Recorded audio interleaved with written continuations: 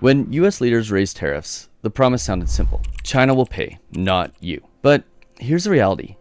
Every time tariffs go up, American consumers pay for them in the form of higher prices. That's not speculation, it's measurable. Not only have economists tracked receipts, company filings, and price data, but I'm going to show you definitive proof, showing you real items that you are paying the tariffs on, and the evidence points to one conclusion. It's Americans footing most of the bill. So in this video, we'll break down the definitive proof of who actually pays for tariffs. And I'll break down why, no matter how you're sold politically, tariffs almost always function as a hidden tax on the very people they were designed to protect. So let's start by answering this question. The answer lies in the hidden system of tariffs and loopholes that usually stay behind the scenes. But recent changes have pulled back the curtain, revealing that the cost of a trade war can show up in the most ordinary place, your online shopping cart. To understand why American consumers are now seeing surprise fees and price hikes on sites known for rock-bottom deals, we need to explore how tariffs work, how companies like Temu built a business around avoiding them, and what changed seemingly overnight. Tariffs are often talked about as a way to make foreign companies pay. In reality, a tariff is essentially a tax on imports, and it's usually paid by the importer, a US company. And then it's passed on to the consumer in the form of higher prices. In other words, when the US government slaps a tariff on goods from China, for example, the cost doesn't magically come out of a Chinese factory's pocket. American retailers and suppliers get the bill first, and they almost always pass this along to the consumer. And that's of course to keep their profit margins where they need them to be to survive as a company. As one financial advisor put it plainly, Americans will have to pay the higher price. This economic reality isn't always obvious to the public, or even to politicians. In fact, it led to a moment of unintended levity at a recent town hall in Alabama, when Representative Barry Moore tried to defend the benefits of Trump-era tariffs. He got a pop quiz from a frustrated constituent. Who pays the tariffs? A pretty simple question. Is it the consumers or the exporting country? The question left Moore squirming. His evasive attempts to answer were met with laughter and taunting from the crowd. It was a candid civics lesson. Even in a heated trade war aimed at China, the immediate pain is felt at home by American buyers. So tariffs function as a kind of hidden sales tax on imported goods. A tax that shoppers don't see until the prices start rising. For the longest time, those effects were kept at bay for many small online purchases, thanks to a loophole. That loophole helped fuel the rise of China-based shopping platforms offering deals that seemed too good to be true.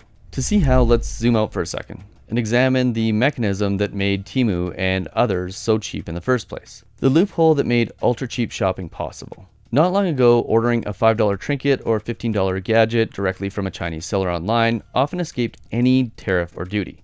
How? The US had a policy known as the de minimis import exemption, which allowed packages valued under $800 to come into the country duty-free. This meant that if you, the consumer, ordered a low-cost item from overseas, it usually sailed through customs without any extra taxes. For e-commerce startups like Temu and fashion giant Shein, this loophole was a goldmine. They could ship millions of individual parcels, clothes, gadgets, cosmetics, each under the $800 threshold, and none of those packages incurred US import taxes. It was as if the normal rules of international trade didn't apply to these little orange packages arriving on American doorsteps. This clever workaround allowed Temu and Shein to offer ultra-low prices that undercut US rivals. A dress that might cost $30 at a domestic store could be sold on Temu for $10, and it wouldn't be taxed at the border. Unlike the goods that may have even been made in the exact same factory that the retailers brought in from China in massive shipping containers. By 2023, Temu became a viral phenomenon for delivering jaw-droppingly cheap goods. However, this model had an inherent vulnerability. It depended on the continued existence of that loophole. Enter the trade tensions and a political appetite to crack down on China. In early 2025, the brand new US administration decided that this party for cheap imports was overdue for an end. The platform's rock-bottom prices are now facing hefty import fees for American shoppers. In President Trump's second term, the White House moved aggressively to reshape trade with China. Tariffs on Chinese goods were ratcheted up to unprecedented levels, some as high as 145% on certain categories. On top of that, Trump signed an executive order effectively ending the de minimis exemption for Chinese origin goods. Suddenly, every Temu or Shein parcel, no matter how cheap, would be subject to import duties. The impact was immediate. Temu, which had built its US business on those duty-free bargains, had to make a hard pivot. Rather than hide the higher costs, Temu started adding a separate import charge.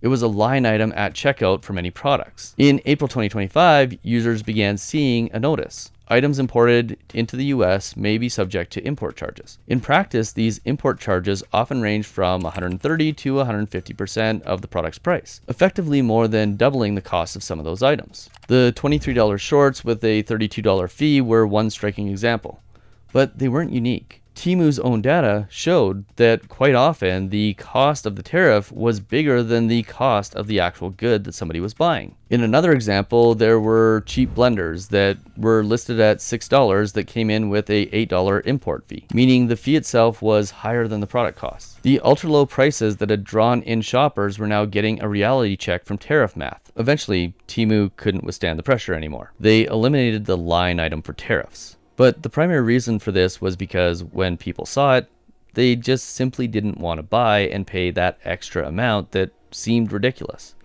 I mean, it was effectively a 100% plus tax on their goods. So instead, what Temu did was they just buried it in the prices. Now the question is, nowadays, how much more are you paying for these goods? Because we have seen China reduce the tariffs on the US, and there's been a deal, although it's loose at best. But there is a trick to figure out just how much more you as an American consumer are paying for goods. And not only that, you can use this exact same trick to see if airlines are charging more because of where you live, or to see if there are regional price discrepancies on pretty much anything you're buying. And the way to do that is by using a simple tool. It's called a virtual private network. And this allows you to essentially mask your IP address. And not only that, but make it appear that you're in a different country than you actually are. Now, I've used VPNs for years, typically in order to protect sensitive information. I did own a mortgage company after all. In fact, whenever I'm traveling, whenever I'm on a public Wi-Fi, I always have a VPN running. But as I was making this video, I wanted to take a look and see exactly how much more Americans are paying for goods as a result of the tariffs, especially now that that transparency isn't there, especially on the Temu site. So what I did was open up my VPN. The one that I use now, it's called Surfshark. And all I did was set it to log me in to an American IP address. And this allowed me to see what Americans are paying for goods. And then after switching it over to a Canadian IP address, I was able to see what Canadians were paying for the exact same goods. Now, if you understand the currency relationship between Canada and the US, typically Canadians pay significantly more than what an American would. But in the case of Temu and Shein, this has flipped on its head. Now, I used to use other VPNs, but I switched to Surfshark recently when they offered to sponsor one of my videos. And while I didn't think it really mattered which VPN you used, it turns out that Surfshark actually works a lot better for me. This is particularly true when I was trying to watch the NHL playoffs at the end of the year when the Edmonton Oilers were taking on the Florida Panthers. With the other two VPNs that I have installed on my computer, I wasn't able to watch the games, but thanks to Surfshark, I was. And not only can you watch sports online, but you can also stream your favorite shows even when you're in a different country. And you can use it to actually get better deals when you're shopping. Not just to compare prices, but by using an anonymous connection.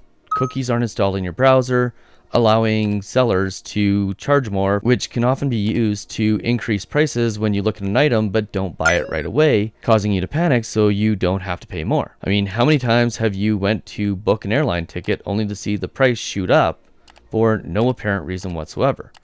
Quite often, it's because they know you've already looked. And a VPN can block them from being able to know that you are looking for a specific item by blocking your IP address. And I also use it to figure out how news stories are being portrayed in other countries. Quite often, international news outlets will have a different headline for a story in the States than they have in, say, the UK or in the Middle East. So there's all kinds of things that you can do with a VPN. But most importantly, it allows you to safeguard your data and your privacy online. And my rule of thumb is anytime I'm not on my home internet, I always have a VPN running, whether it's on my phone, my iPad, or on my computer. And I want to thank Surfshark for sponsoring this video. Because as somebody who has used a VPN for years, I truly do appreciate how great their product is. I also appreciate the fact that they have a 30-day money-back guarantee, so if you try it and it doesn't work for you, they'll give you your money back. So if you use public Wi-Fi and aren't protecting your email, browsing, banking information, you're taking a massive risk. Using a system like Surfshark, it's like wearing a seatbelt. You should never browse the internet without it. And right now, if you go to surfshark.com/Nolan and use code Nolan at checkout, you get an extra 4 months of Surfshark VPN for free, allowing you to see the true impact and how much more you're paying as a result of tariffs. So after starting up the VPN and switching it to a Canadian IP, I was able to look at Canadian prices for certain goods. I found things like this men's vintage corduroy jacket, which was priced at $20.51 Canadian. And I found things like these boots. They're hiking boots, but they're also ones that have steel toes, so they're good for construction work. Something that a typical consumer who does a job in construction might buy. They were priced at $43.06. And then I went to Shein, and I looked for something cool, maybe something I would actually wear. And I found this blue suit for $99.18. All these prices so far have been in Canadian. And then what I did was have a little app that I have installed on my browser calculate the price difference in Canadian versus US dollars. So for a Canadian buying these three goods, they'd be paying $15 US for the jacket, $15.04. For somebody buying the boots, they would be paying $30.31. And for somebody buying that fancy new suit, they'd be paying $72.24 American. So $15, $30, and $72. Then what I was able to do was flip my VPN using Surfshark over to an American IP address, and I was able to see the difference in the pricing. So for example, that corduroy jacket was $27.55. The vintage boots were $38.44, and that suit, $95. And this is in American dollars. So when you compare that to the pricing that we saw previously, which was $15 American for this jacket when a Canadian buys it, $30 for these boots when a Canadian buys it, and $72 for this suit when a Canadian buys it, you can see the clear impact of the tariffs, even though it isn't so clear on the website itself. Shine, facing the same squeeze, took a slightly different approach. Instead of a separate fee line, Shine baked in the tariffs into their higher prices across the board. Shoppers were greeted with a message: tariffs are included in the price you pay, which seemingly was a benefit. You'll never have to pay extra at delivery. In other words, Shein just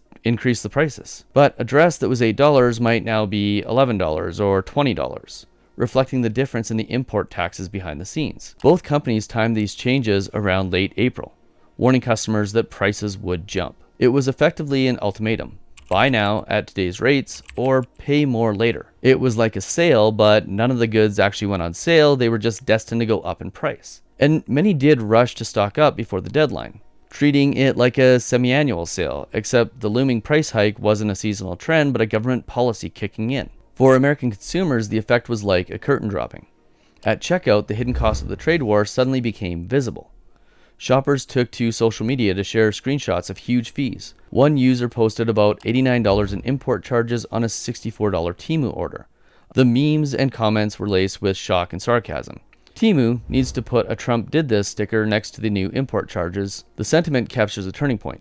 People who were otherwise not following trade policy were now feeling its effects in their wallets unmistakably. Retail analysts estimated typical price increases in the range of 20 to 30% for many cheap items, even with companies trying to soften that blow. That $20 summer dress might soon be around $26, and a $15 gadget could end up being $19 or $20 after the tariffs. These were educated guesses, but they illustrate the scale. A 30% jump on products that used to boast single-digit prices is very noticeable. And in plenty of cases, as we've seen, the hikes were far larger, sometimes double or even more than the original price. The result? Temu's famed bargains started looking a lot like regular store prices. One report noted that after the import fees, Temu's prices for many goods were comparable to what you'd pay with Amazon or Target or Walmart. The platform's competitive edge was essentially erased, at least for items shipping directly from China. Recognizing this, Temu began heavily promoting products that could ship from the US. These items were labeled local and were shipped out of warehouses in the US with no import charges. In fact, over 75% of items in its flash deals were suddenly US shipped, as Temu retooled its logistics to avoid those fees. It was a complete strategy shift.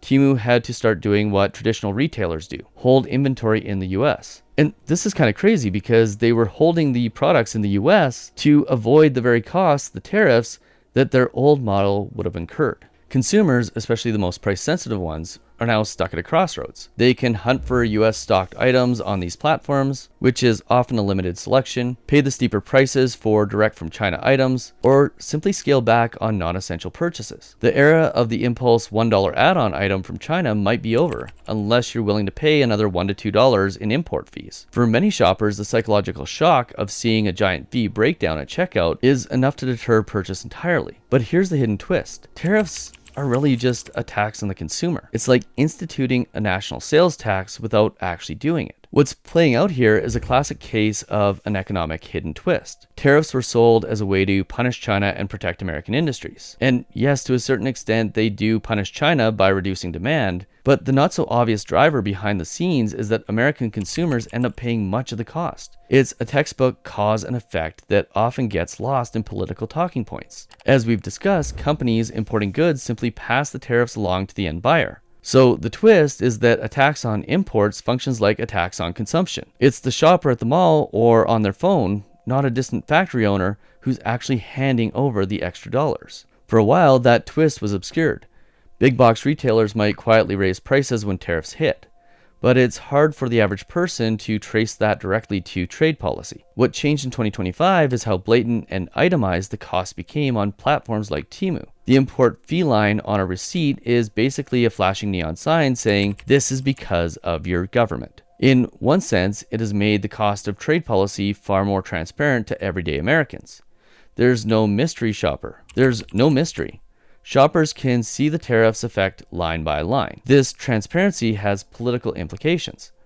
Public opinion might shift when consumers realize they're effectively paying the tariff bill. The town hall grilling of Barry Moore was perhaps a bellwether. Voters, even in a traditionally pro-tariff political base, were upset about higher prices and demanding straight answers on who bears the burden. As more people experience tariff-induced sticker shock, we could see increasing pressure on lawmakers to justify or reconsider these policies. After all, it's one thing to support tough on China. It's another thing to cheer for them when they make your everyday necessities more expensive. Beyond the immediate price hikes, there's a bigger picture to consider. When costs rise on hundreds of everyday products, that can nudge inflation upward more broadly.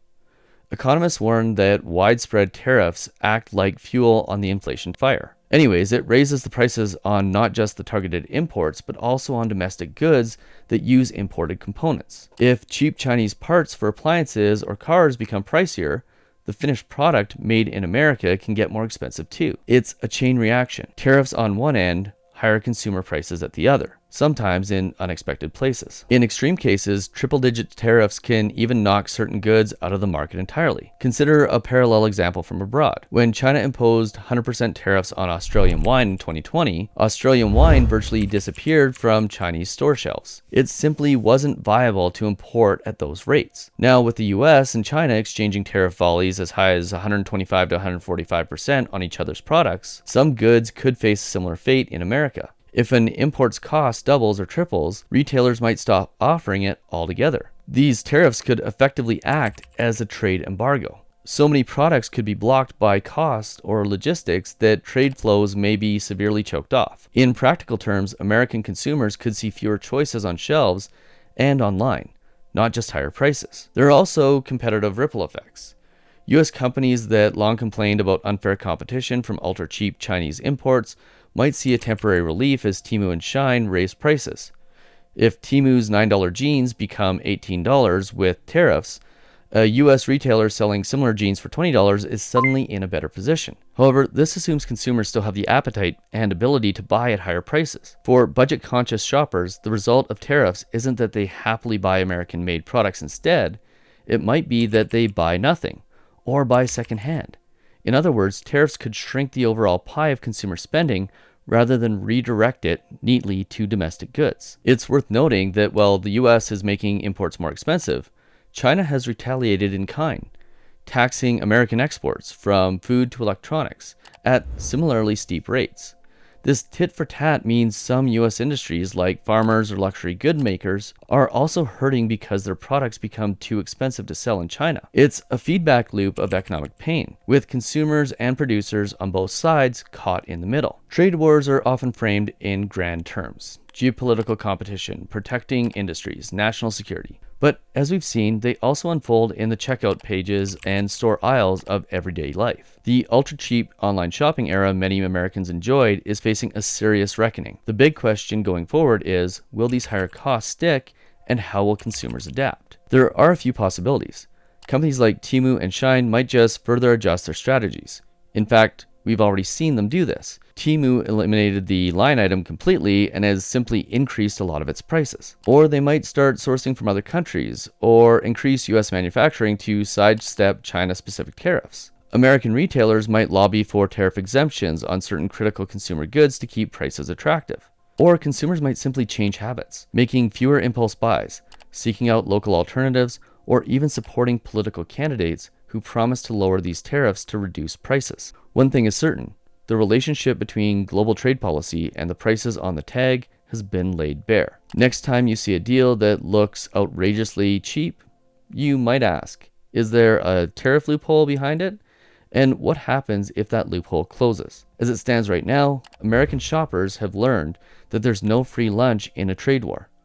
The bill will come due, and it might show up right where you least expect it, transforming a $23 purchase into a $56 lesson in economics. In the end, the tariffs are forcing a moment of reflection. How much more are consumers willing to pay in the name of trade policy goals? And could there be a better way to address trade imbalances without turning the consumer into collateral damage? Those questions remain unresolved. What's clear is that the cost of global economic battles is no longer hidden in spreadsheets or political rhetoric. It's there in plain sight on your receipt, waiting for each of us to reckon with it. Oh, and by the way, if you want to see why the US will absolutely never win a trade war with China, make sure you check out this video right here.